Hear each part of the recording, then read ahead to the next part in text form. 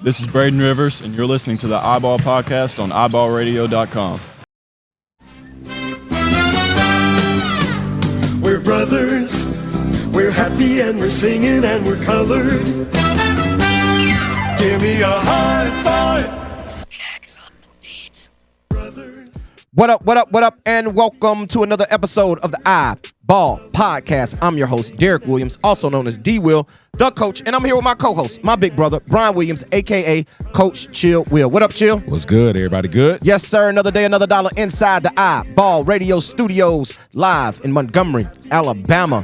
And man, oh man, the basketball world right now is going crazy. Like, it's unexplainable of the heartache, the tragedy, the pain, all those things that are going on right now when it comes to the game of basketball, not just in our state, but throughout the entire country on every single level. It just seems like it's that way, man. So let's just pray for our entire basketball community, man. Not just here in the state of Alabama, but across the entire country and the entire world, because it's a ball bouncing every hour of every day somewhere, right? And we all need prayers. So I'm gonna start that off right there, man. Did we do our intro? I don't know. I don't know either, B. I don't know either. But just in case. Is that what we doing now? Huh? That's what we doing now, right? Yeah, I'm saying, did I introduce you? Yeah, you did. I did. Yeah. I couldn't remember, man. Yeah, bro. I'm thrown off. I couldn't even, because I know if I didn't do it, you were going to hit me like, yeah, you were off, bro. You ain't even say I just wanted to make sure I said it. Yeah, you said it, bro. Okay, cool. So we said that, man. So, yeah, the intro is what it is, man. But we got a good show planned for y'all today, man. We're talking about college coaches and their responsibilities. Well, not just college, but coaches, period. High school and college coaches and their responsibility to their players. What is a coach's ultimate responsibility, right? We understand they're hired to do a job of winning basketball games. That's first and foremost, right? And then they're also championed to be a leader of young men, right? So with all that being said, what is the focus and what should the focus of a high school or college coach be to his player? Yeah. Is his obligation to his player to make sure everything goes right, he turns into the best basketball player? Or is it his obligation to make sure that player maximizes their potential and talent to get to the next level, right? Because it's a fight between coaches on, hey, man, I'm trying to win today. I can't worry about tomorrow, right? I'm trying to make sure I get done today what I need to get done today for my program. Does that entail having to make sure that you get your players to the next level if they desire to be so? So, that's what we're going to talk about today. And it all stems from a video that came out with the legendary coach John Calipari, who now is the head coach at the University of Kentucky, come out and said he was sitting in a player's living room, right? Sitting in their living room, and he was just talking about all the money that he had made his players that have come through his programs that made it to the NBA. And he even said, it was even a quote in that clip, and I might drop it in here for you, I don't know. In that clip that says, I don't work on my first contract. I'm working on my players' second contracts, because the second contract, as we all know, is where the money is really made. So, like, what's the obligation of a coach? It's the obligation of the coach to make sure they maximize their potential on the next level, or that they maximize their potential on this level, or is it both? I think it's both. That's easier said than done. Yeah, but I think it's both, because I say it's all about winning. You know what I'm saying? And you're going to get the best players possible to win, and through getting the best players possible winning, you realize those players are next level. But my thing, I agree with that. Like, you see potential, like you evaluate a player, but you don't really know what he's going to be until you actually get him. Well, that's the situation with the NBA draft every year. They got a lottery, and guys go in the lottery, and guys make it into the NBA, and before they can even get through the entire first 3-year deal, if they go first round, they're already out of the NBA. Yeah, because the NBA is determined that at this level or in this situation, you're just not good enough. And then that's the other part. Like, that, he's like, we working on our second contract. Right. So what he's actually saying is, I'm developing them for their second contract. Because like you just said, a lot of guys get there and don't stick. But I understand what he's saying, but I think that's more selling because we talk about this all the time. You may have a squad that is full of sophomores and juniors, and they're really good and they play well, and they lose early. Just say they lose in the what is that? That first game of the playoffs when we playing area. Mm-hmm. They lose in the area. And then you're like, man, they're going to be all right because they're returning everything. Mm-hmm. But there's no guarantee that everything they're going to returning is going to play at a level that says we're going to win now. That's my point. What is the coach's responsibility in all that, right? What is his responsibility in all that? Is it his responsibility to say, okay, I need to make sure we win next year? Or I got a kid that has high-level potential or several kids with high-level potential. Is it my job to say, okay, let me make sure they're prepared for the next level? Or is it I need to win today? So we know on the college level, it's more so I got to win today because I got to keep my job, right? I can't lose with them early and expect to keep my job, but they go on to make plenty of money on the next level, right? So is it my responsibility to say, you know what? I'm going to make sure I win today. I'm going to make sure I coach them to what I need to do to win. John Calipari is sitting there saying, I coach my guys to go get a check. So I agree. It could be a point of salesmanship. However, I think it's a whole lot of truth in that because John Calipari is, in my opinion, to the dismay of many in Big Blue Nation, he hadn't won enough on that level. I think he's only won one national championship at his time at Kentucky. So is it his job to win? From what he's saying, in my opinion, he's sitting in there recruiting that kid telling you, hey, we might not win at Kentucky, but you're going to win in the NBA. Now, is it for a high school coach to say, hey, I might not win a state championship or make it out of the area, but all my kids go to college? I think we had something similar to this conversation on the past podcast where we were talking about, is it more important to have blue maps in your trophy case or jerseys hanging of kids that you've put in school? That's a tough one. Yeah, it's a tough question, bro. Like, because guys, well, you're not going to really have jerseys in the Raptors of kids went to school if they're not on winning teams. Well, I understand what you're saying, symbolic. But I see what you're saying.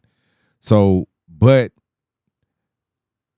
it's going to be tough to say what the job is of the coach because the job of the coach at every level, I think nobody's doing this not to win. We're trying to win now and today. And then I'm going to say if you really care about the player, you also are pouring into them, wanting them to go to the next level and be successful at the next level. But once you take your hands off of them, I can't determine their level of success. Let me tell you this. Let me put it to you this way then. Because what a player, like you said, you got to win. First and foremost, we started the podcast off saying, first and foremost, a coach is hired to win. Then they're hired to groom their players, right? But for a coach to say, this kid helps me win doing this today, right? His skill set is needed here for me to win today. However, that's not what they're going to be on the next level. So is it more of a coach's responsibility to say, you know what?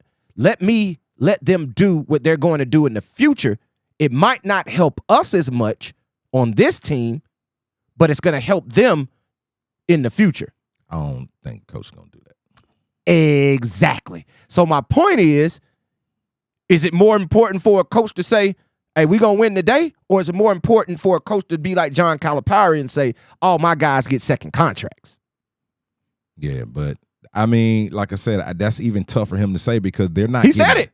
He said it, and you can drop it in here. But what I'm saying is, I think that was more of recruiting. Hey, man, you come to the University of Kentucky. We got the most guys in the NBA, and for the guys that are NBA, our guys get the second contract more than anybody. Mm-hmm. But it had nothing to do with what he had going on today, because the reason I'm sitting in here, I need you to come to Kentucky now. But my salesmanship to get you to come to Kentucky is look in the NBA what our guys do. Ooh, so I'm telling you what you're saying then. They all just lying.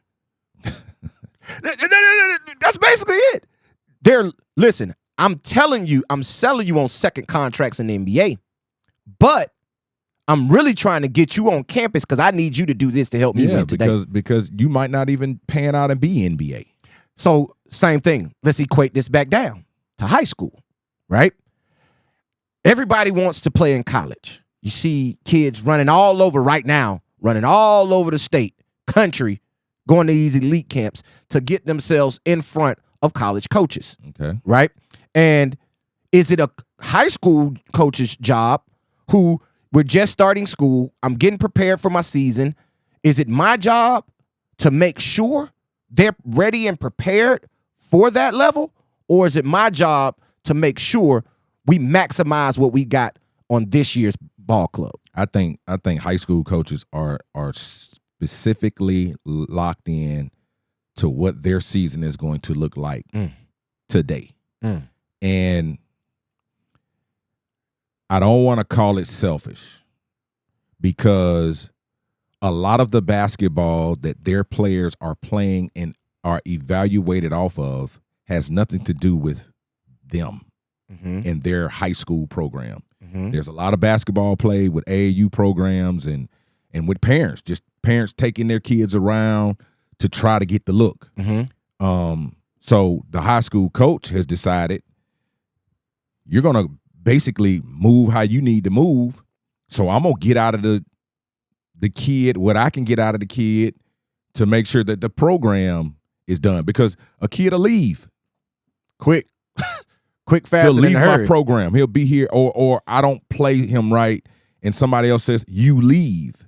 We dealt with that. Yeah. So I think every high school coach and what you're trying to get out of a kid changes, because in high school your job is not on the line as much. No. Because you're way more teacher than coach. Right. So, but because you can get fired as the coach, still keep your job. exactly. But you do want to win. All right. And I want to go back to what you just said. People in the big blue nation base say Calipari hadn't won enough because he won one national championship, and it was crazy for me to hear you say that, because one, we know how hard it is to win, period, at any level. One game. Yeah, not even but a championship. Then here you are, and your job depends on playing for national championships or being in the Final Four each and every year. But in that expectations of Kentucky. Man, that's wild. You know what I mean? Yeah. That's the pedigree and expectations of those air quotes I'm using, blue bloods. But let's talk about the coaches that have coached in college basketball their entire career. 30, we 40 didn't got to go years. college. High school. We just talked to Coach Harden that coached 30 years. But he won. This was his first one. Yeah, but how about the ones that never get it? Now that's different. They put in the same amount of time. It was another coach. I forget what and he school. retired when he got it. I think it was this year. That was last year. Last year. Yeah, it was last year. I can't remember what school that was. 30 years. He was over 30 years. 30 years. Won his first state championship. Got out of there. And dipped. Man. Dipped. But it's so many that have been in the game that amount of time and never won the state championship. Yeah. Ever. There's some that never played for it. Man, I'm telling you. Like, we were there 7 years and never played in a state championship. And just say we stayed in the game. Hey, the GOAT, let's just keep it real. The GOAT, Wilbert Hamilton. Yeah. All those years. Yeah. Got it with us in 95. Got one. One. And played at a high level. Yes. So I get it. It's tough to win a game. So to sit here and say he only got one, I get it. That was a hell of a comment, right? But it's the reality. Yeah. Right? So John Calipari, is it his obligation to win for Big Blue Nation, or is it his obligation to get that second contract? That's why I say it's both. But That's okay, why I all right, say let me it's ask you both. this. Let me ask you this then. And this is gonna be a tough one. All right, I'm gonna be honest. You probably it's gonna be a tough one, right? You say it's both. But can you actually do both? Can you actually do both? Like I understand, like we just said earlier, yeah, that's his salesmanship sitting in the room to get him to come to Kentucky because I need him to help me win in Kentucky. But I'm selling him on his second contract because I'm going to develop him to get a second contract. So is it actually? It's basically a contradiction. Let me perfect. And listen, I know it's too early in the season to actually talk about this, but I want to talk about this and answer your question. Robert Dillingham Jr. Okay, is at Kentucky now. Right. One of the most decorated athletes to sign with Kentucky in a minute. Right. Had a big social media following. Yeah, everybody knows him, right? Yeah. So I'm sure when he sat in the room and he got DJ Wagner and everybody coming with, you guys are going to be pros. And not only pros, but you're going to be in the NBA long enough to get to your second contract and make that money. That's what we're talking about. Right. He gets Robert Dillingham Jr. on campus daily, every day, and we go out of town and they do their European tour. Dillingham is coming off of the bench, barely playing. 12, 13 minutes a game. All right. So and I know it's too early, and we got to go through the season, but let's just say that takes form. Mm-hmm. At this point, maybe he's not the level that I thought he was to be able to go to the NBA and get to the second contract today. But since I got him on campus right now, and knowing what his team looks like, he may leave tomorrow. I'm going to get out of Robert Dillingham what I can get out of him today, so Kentucky can win. And if we can win at a high enough level, I'll put him in a situation to where he can get to the next level, and now he has to play himself to the second contract. So, I just answered that. You did? You did? Okay, I'm going to tell you, don't you know how you always say somebody gives you an answer? That's a good answer, but it ain't the answer you want? Yeah. That ain't the answer I wanted. Yeah. Even though it's a very good answer. Yeah. It was a great example. Yeah. However, does it really explain if John Calipari is capable of doing both, right? Is his mentality. But you're putting it on him. Like I'm putting it all on him. That's what I'm saying. I don't think you can put it on him because he can only build a stage for the guy to perform on. He can't do anything particularly. But let me ask you this. He can, because he can put him in a position just like the example I used earlier. Rob Dillingham is a scoring guard. John Calipari gets him on campus and tries to turn him into a point guard, i.e. David Hobbs to Brian Williams, right? Now, I need you to play point guard because it helps me. But does that help you get to the next level, right? So why do you not think him playing point guard will help him get to the next level? Because I don't think he's going to be able to play point guard on the next level. I don't see it. I don't think he's a next level player. And we're not here to talk about him. Yeah. Right? But we're using him as an example because he's at Kentucky. We could use DJ Wagner, right? DJ Wagner is going to be who he is, right? It's kind of tough to use. He's not a scoring guard to you? He is, but I think he's going to be used as that. I don't think Rob Dillingham is going to be used as that because you got a DJ Wagner. You see what I'm saying? So you got somebody, like we say all the time, you got somebody filling that role. So you don't think he'll make DJ more lead? No. I think DJ's Dame Lillard. I think DJ is in the mold of a Dame Lillard, Steph Curry, those type of lead scoring guards, right? I don't see Rob Dillingham being that level. So with me already having that on my roster, I'm going to need you to do something else. So is me putting him, should John Calipari be like, you know what? He going to be a scoring guard. I really don't need to play him at the point. It ain't going to help him on the next level, right? When he gets evaluated by the scouts on the next level, same thing for a high school coach who might have, and I'm trying to think of a situation like that, right? Of just say, okay, Thompson, right? Colbin Landrew is a bucket, right? He's a guy that you want to put the ball in his hands and let him go. However, you got Jay Green on that squad, right? Jay Green's going to have the ball in his hand majority of the time. So does Coach Black say, all right, this is what helps me win today. However, for Colbin Landrew to reach his full potential, I need to put that ball in his hands more. So does he go say, all right, let me go put the ball in his hands more even though Jay Green is solid and gets us to do everything we need to do. But if I just have Coben out there shooting threes, that's probably going to hurt his stock. So it's what does a coach actually do and what is his actual role and his obligation to the player?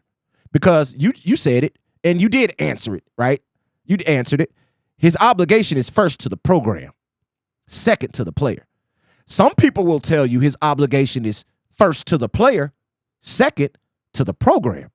So which is it? And since it's two separate things, are you able to coincide those two and have it both be 1A and 1B or 1B and 1A?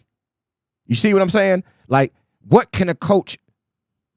He's really stuck between a rock and a hard place. He's in a lose-lose, or some might look at it as a win-win if you're able to win situation. John Calipari hadn't been as successful winning at Kentucky, right? But he's been extremely successful in getting guys uber rich in the NBA. So what's a coach's actual obligation? And I'm going to tell you what I think. Like, my opinion is a coach's obligation is to win. Period. Because winning supersedes all. If I'm winning and they pick up the phone and be like, yeah, coach, hey, listen, the kid can do everything that you're going to need him to do. However, I didn't need him to do that. I see him every day in practice. He can put it on the floor. He can run the point guard position for you if need be. However, I got Jay Green. I didn't need him to handle the ball as much. And we won that way. Now, when you get him, you might need him to do that. Coach, I'm here to tell you he's able to do that. Now, does the experience that he's gotten at that position, is it going to translate once he gets to the next level? It's a lot. It's something to think about, definitely. Something to think about. It's definitely something to think about. And we're going to have a coach's corner coming up this week, and I'm definitely going to ask that question. Like, I'm definitely going to put a coach on the spot and ask him what that question is. And I'm curious to hear it on both levels. I want to hear what a high school coach has to say, and I want to hear what a college coach has to say. And I'm talking about any level of college, right? Because every college coach on the lower level wants to get to a higher level, right? You're not going to do that if you don't win, though. So the answer, I'm going to answer it for everybody. If they tell you otherwise, they're blowing smoke. Okay. It's to win. Period. It's to win. Because like you said, winning is going to supersede all of that. But because you got guys that will say, all right, let me ask you this. How many guys do you see going to the next level from losing programs? From high school to college, college to pro. That's what I'm saying. We talk about that all the time. NBA recruits winners. Period. Like, you have to be a winner type guy.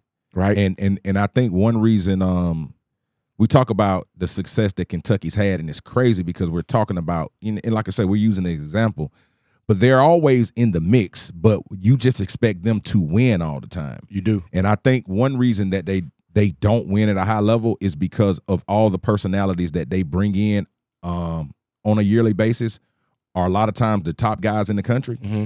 And when you come to a program like Kentucky, you're going to play with other top guys in the country. Mm-hmm. So I think Calipari is doing his job by saying, okay, all of you guys that are in this room right now, say you're pros. Right. I'm sitting in your room because I feel you're pros. But understand this. If you really have aspirations of playing at the NBA level, you're not going to be the only pro. So when I bring you into Kentucky and you can't have the ball in your hand all the time and you're not able to do it, I'm giving you a rough draft of what the NBA looks like.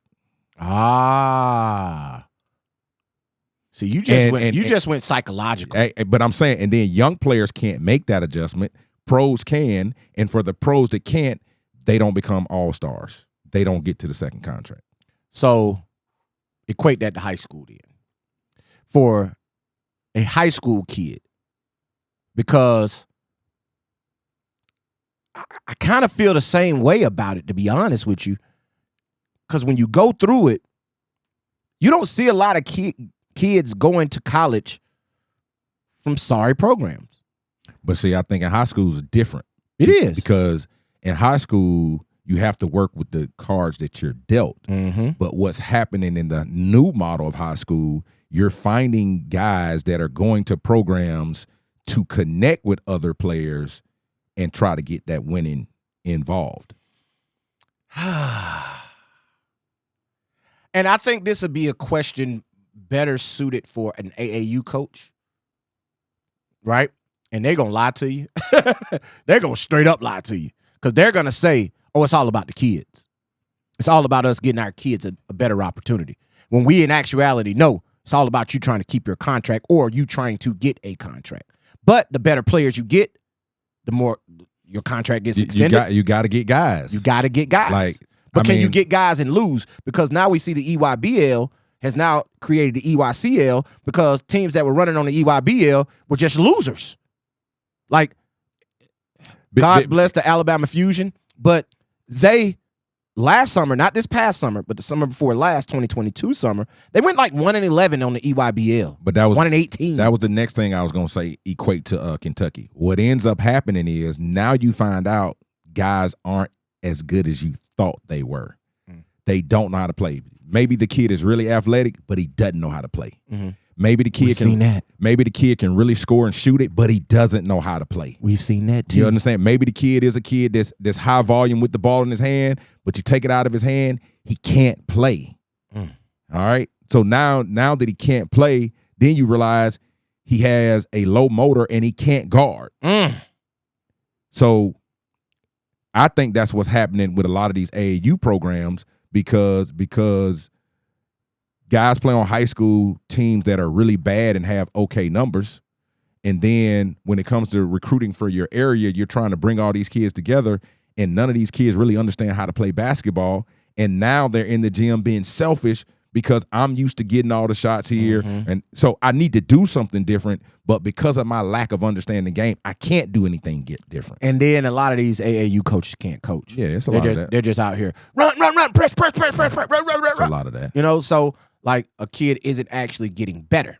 Yeah. So it's tough, but the obligation, in my opinion, is to win basketball games. That's all it is. Right? And what you do after that is really a plus, right? It's icing on the cake because if you don't win, none of your kids going to get recruited anyway. They're not. And same for college. If you don't win, in most cases, Biden ain't going to get you. You're going to be a late second round pick. It's going to be tough for you to get to your second contract because you're probably going to a situation where you're not going to be given a fair shot, right? That's the thing about the draft. The lower you go, the less of an opportunity you're going to get, right? Because to make a team. Okay. Like first round, you're guaranteed to make the team. Like you're signed, automatic, guaranteed. You at least get that run. You're at least going to get that run. A second round guy or undrafted guy is not going to get the luxury of that, right? They're not going to get the luxury of being automatic. Hey, we got to tough it out with this guy regardless of how he plays. They don't have to keep you, right? But if you came from a losing program, 9 times out of 10, that's going to be your situation. Nobody, because like they go get winners. I'm going to get winners first. I'm going to get guys that, one thing that hurts your career that I think was the biggest detriment to your career getting to the next level is you never were able to play in the NCAA tournament. That NCAA tournament is where guys make a name. Their stories are wrote in that tournament. Same for high school. A lot of guys' stories are wrote in that state championship. Jacoby Hill blew up last year, right? We had him ranked number 2 before the season started because we knew how good he was because we evaluated him. But for the state, he didn't blow up until the Final Four. I mean, I think about my story in high school, man. As much as I did and as much traction as I was getting, what put the stamp on it was winning the state championship in 95. You know, because in 94, my junior year, we lose to Selma in the regional final, and Doc Robinson goes on to does, and that blows him up. Blew him up. Like that. So I think a J.D. Davison, the reason that he put the stamp on it, he makes the shot and wins the state championship. Yep. You understand what I'm saying? Like Jacoby Hill goes for 34 in the state championship game. So same for Salim London. He had 30 plus. and winning the state championship or winning a championship solidifies it. But listen, if you're not going to win it, you got to at least be in the game. Right. You got to win to get there. You can't not get to the Final Four, and your team is not playing the final week. Hey, listen, I'm going to say it like this. Jamaica Adair, he has to get deep into the playoffs this year. He cannot have another first-round area exit. It cannot happen. Because you're not playing basketball at all when it matters. Like at all. Nobody's saying your name, and nobody's seeing you play. Yeah. They're not. Y'all need me to say it again? Do y'all need me to say it again? They're not coming to your little podunk gym to watch you play. Now, listen, I'm going to give y'all, I'm going to throw a shot at myself on this one. Ain't nobody coming to our little podunk studio to listen to our show. We got to put it out there for you. That's why we're giving it to you live on YouTube. Well, it ain't live on YouTube, but we're giving it to you on YouTube because we understand ain't nobody going to listen if we don't give it to them. They ain't coming to watch us. Same thing. If you're not playing in games that matter, nobody's coming to watch you play. College coaches, Jacoby, I'm sitting, and this was before Coach Antoine Petway left Bama. We were sitting at the state championship. Me, Drake, I'm sitting with Rod Gazard, I'm sitting with Tariq, I'm sitting with his mom, I'm sitting with Jared Fairley, dad, all them sitting behind us. We all sitting there together, right? Tupac come up, Coop come up, Petway come up. Petway come up to me. Tupac, Reggie Ragland, shout out Reggie Ragland, Super Bowl champ, Bob Jones High School, one of the greatest mixed high school basketball mixtapes ever made. If you haven't seen it, go check it out. But we're standing there, right? And man,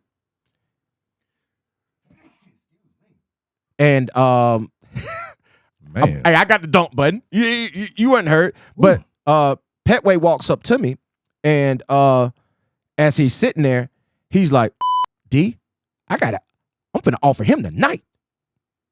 Right? He says that. But it all stemmed from what Jacoby was able to do in the state championships.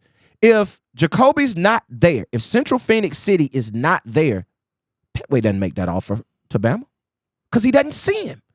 He might come up to me and say, D, who I need to look at? I'm like, man, it's the kid Jacoby Hill down in Central Phoenix City. You need to take a look at. Oh, for real? I ain't never seen him. It's just that simple. It's that easy. Oh, I ain't never seen him. So he coming up to me at the state championships after he's dropping 30, saying, oh, I got to have him. I'm offering him now, right? So that's the difference. Winners get recruited. Winners get drafted. You have to win. So to answer the question, I guess I already answered it. To go back to it, coaches got to win. Because if you win, now your kids get opportunities. I think that's the big difference.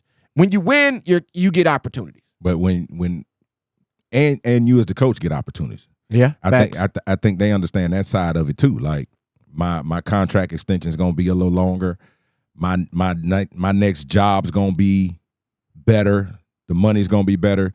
So I mean, the entire part of all of this is it's about winning.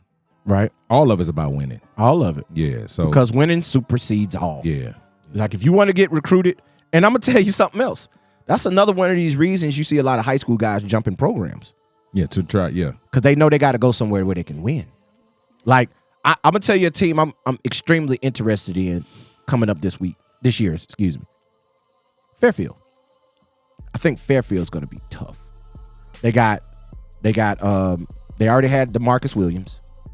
They picked up Milton Jones from Winona, and they picked up Fred from Jeff from Winona, right? So you got a top 2026 come in MJ.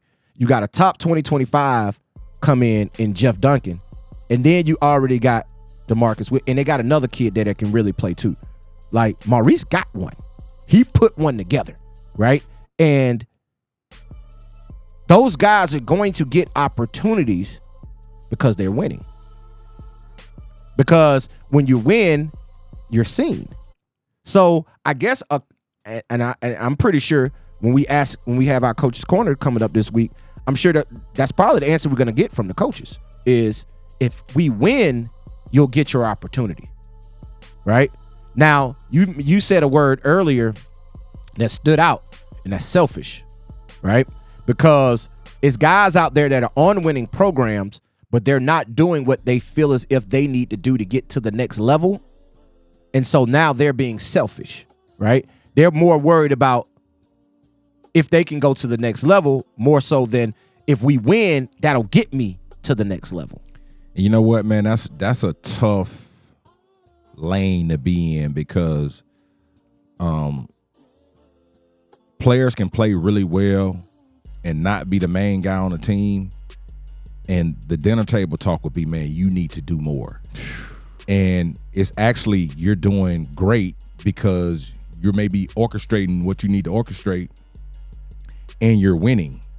So that's why I say, man, that's a tough lane because I think we kind of dealt with that lane a little bit. The crazy part about it with us was our guy was able to block us out. Like, forget it, man. I'm going to just keep doing me. Right. Even though we kept saying, hey, you need to do this. Like, he was really comfortable with the he didn't want to do what it took to help us win.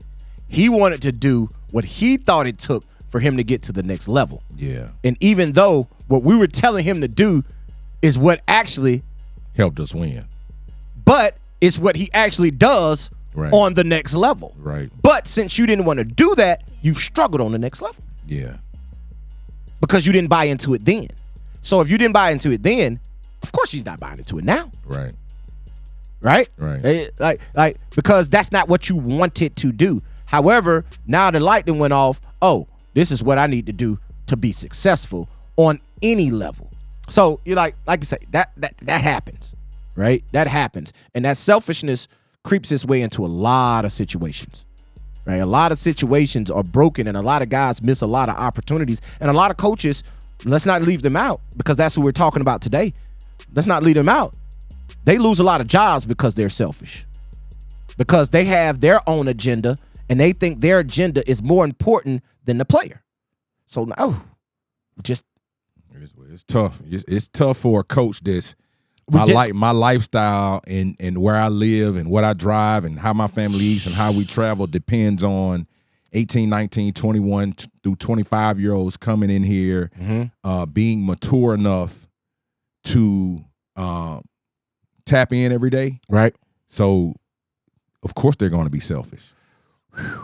Of course, coaches are going to be selfish. They got to be. That's why, and especially with the transfer portal. That's why, man. I look at and I know Northwestern State's situation is different, but Corey Gibson knew going into that situation, I'm gonna do this a certain way because I'm trying to get out of here. Mm-hmm. Like when he first got the job, he's like, man, we here filling in gaps. So that lets you know that I'm in here for a short time. I'm here for a good time, not a long time. Not a long time. And I got out of there. But now you look at the situation with them now, man, I was just looking at their team picture the other day. It is not one kid on that team at Northwestern State this current season, 23-24, that was on the 22-23 team. Not one. Did y'all hear that? They have a completely different program. Everybody. All 15. Coaches. Everything. Probably it's a support staff. But listen, not one. So with that being said, a coach better be selfish. You have to be. But then I'm going to go get the players that I think can help me win. Dog, and I hope we ain't scaring off y'all. Because you know what this is? It just lets you know that the game is a complete and total contradiction. Everything that the coach says is probably completely opposite from what they really are doing, right? He might say, yeah, I'm here to get you to your second contract in the NBA. But in actuality, man, I'm trying to win today. So if I got to tell you I'm here for your tomorrow just to get you to come here and help me today, that's what I'm going to do. Oh, man, yeah, that's the game. And you know what I call them this all the time. What is that? That's a lie. Is it a lie, though? Are they scammers? Ooh, snap.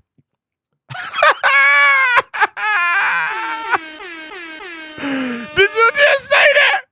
Did you just say that on the mic? Yeah. Oh my God. Oh my God. I never thought about that. We just talked about the scam. I just told you a scam. Yeah. So let's ask that question. Are college coaches scammers? Oh boy. Damn. Man. Like you stomped the swab right there, buddy. Hey man. You got me. I'm at a loss for work. Hey man. I don't want to call them scammers. They probably feel like these players scammers. Now, I'm gonna tell you right now, all these players are some scammers. They probably feeling like you player scammers, man. I'm thinking you this. Some of y'all are scammers because I be seeing you posting one thing, and I know what you're posting ain't really what it is, but you're trying to scam us into believing that it is what it is. Yeah, man. That happens every day. I think I asked a question the other day and got no hits. Has basketball become a sport of connections? That's not how I asked it. It was, I can't remember. Would you post it on Instagram? Yeah, but it's gone. Oh, you can go to your archives. It's not there because I erased it. Oh, you deleted it. Yeah. Yeah. But is it? I remember the post you're talking about. I don't remember it verbatim. Right. But I remember the post. Because I saw it somewhere. Right. And yeah, well, we've said this a billion times on this platform. It's all about your connections. If you ain't connected, you about ain't getting on. Yeah, it's hard. It's very, very, very, very hard. Because and people will be like, well, oh, what about? And we talked about the top 150, right? And even them, let's be honest with you, right? They're on because of their connection. And people like, nah, they got them ranked number 1 in the country. They number 50 in the country. So they know who they are. Well, they're 50 in the country because of the connections that they got with whoever putting out the publication. Because if I don't know about you, I can't rank you, right? And that happened to us with the 2026. Shades Valley, they hit us up telling us about 2 of theirs. They're saying, hey, y'all missed not having these 2 on the list.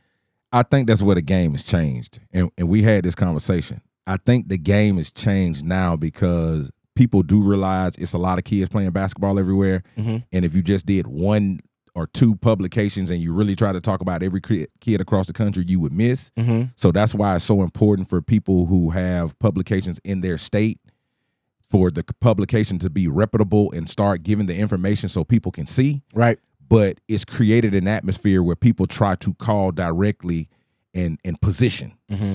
Where when we came through, it was only Sport News and Street and Smith. Like, you just had to get on. Right. And how you got seen, I still don't understand how and where. A connection. You know what I'm saying? A connection. Because I remember the first time I saw my name in there, like, I don't know where that came from, but I do remember we went to 5-star. Mm-hmm. I was really young, 9th grade or something like that. I was on something. So maybe Howard Garfinkel or somebody saw me and was like, hey, here's a name. I'm going to tell you when you got put write on. your name. You know what I'm saying? I'm going to tell you when you got put on. Or Johnny Gilbert. And in my opinion, I'm going to tell you when you got put on.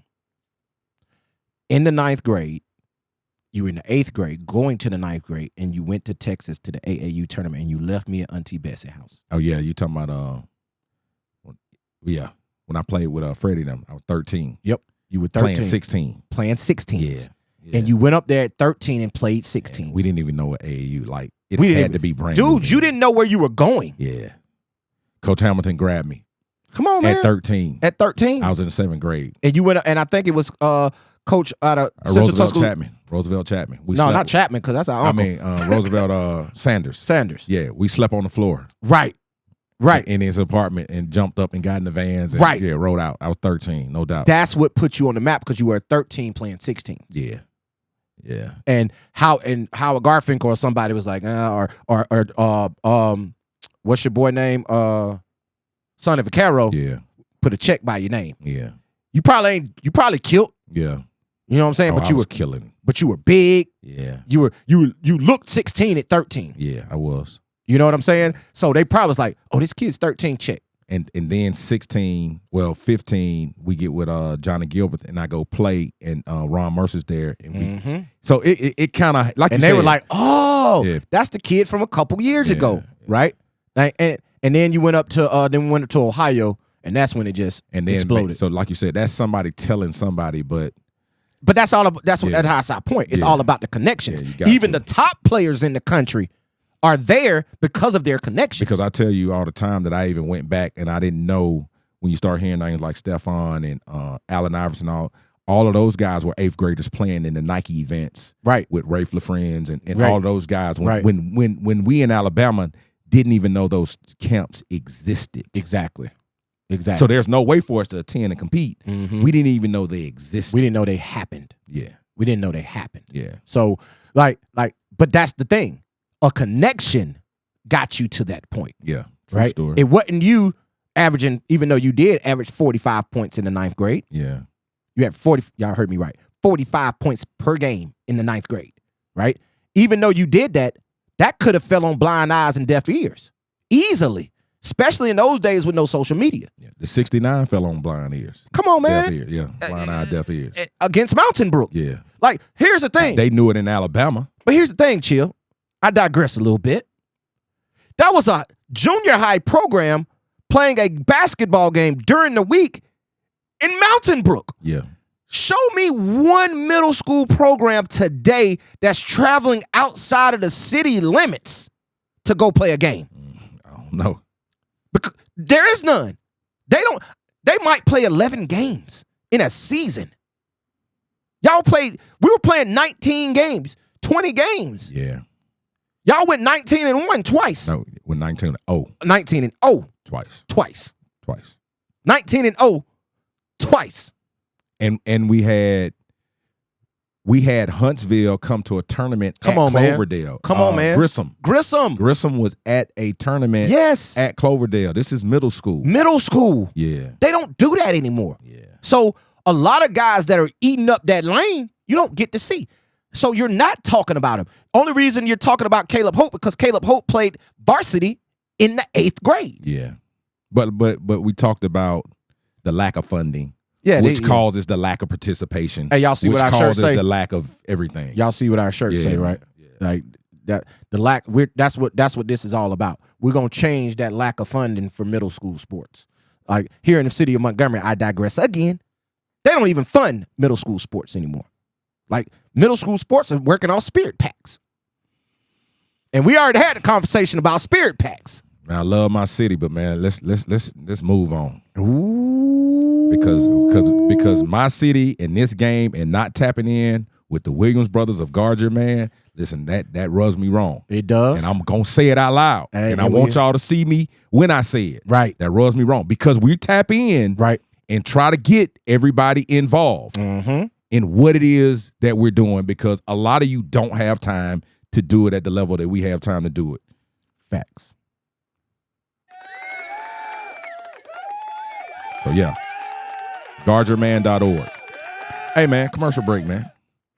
Let's pay some bills, man. My name is Jordan Johnson. You're listening to the iBall podcast on iBallRadio.com. Yeah, man. We're back. I got a little bit of a headache. hey, listen. It just happened, man. Yeah. It just happened, man. But yeah, man, listen, it was an interesting conversation today, man. I'm gonna do this chill. Let's do this real quick. Yeah. No, that ain't what I want to do. I don't want to hear Mr. Glock. Right? But I'm gonna go ahead and do this. Cause we're gonna get up out of here. We got some stuff to do, y'all. Like, I'm gonna tell y'all, we were all over the place because we got thrown off prior to the actually while we were recording.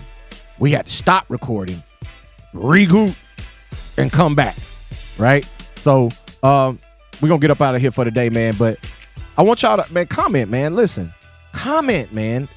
Get interactive. Come holler at us, right? Give us your thoughts on what you think a coach's responsibility is, right? We got something that we're gonna do. We got some clips and stuff that's gonna drop coming to you very, very soon. So but yeah, man, interact with us, bro.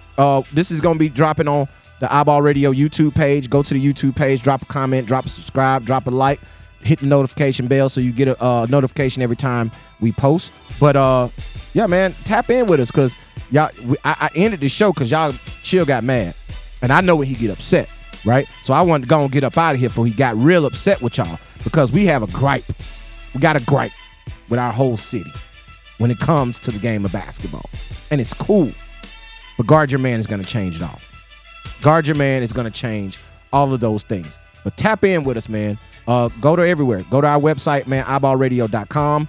Also, go to our business website, guardyourman.org.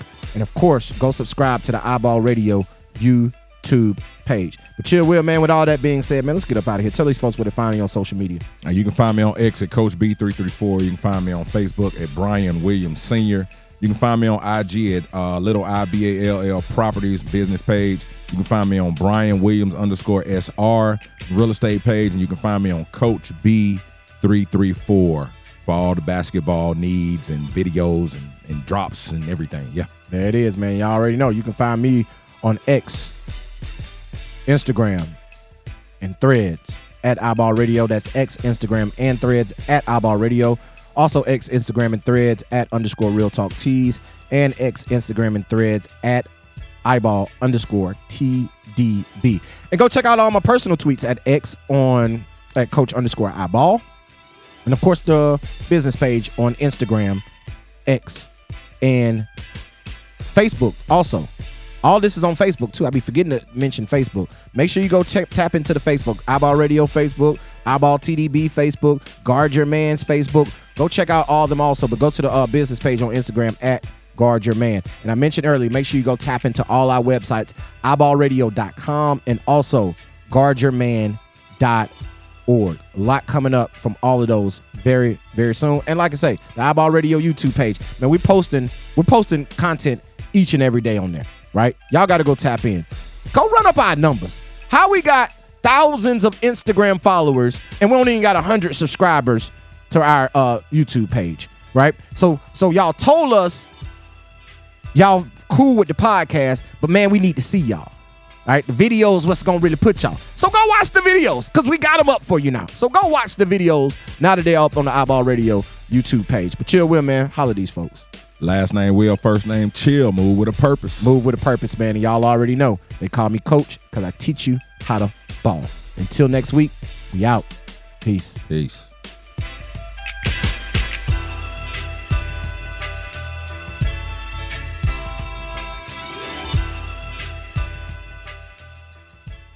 You've just experienced the iBall Podcast, the flagship program of iBall Radio and iBallradio.com.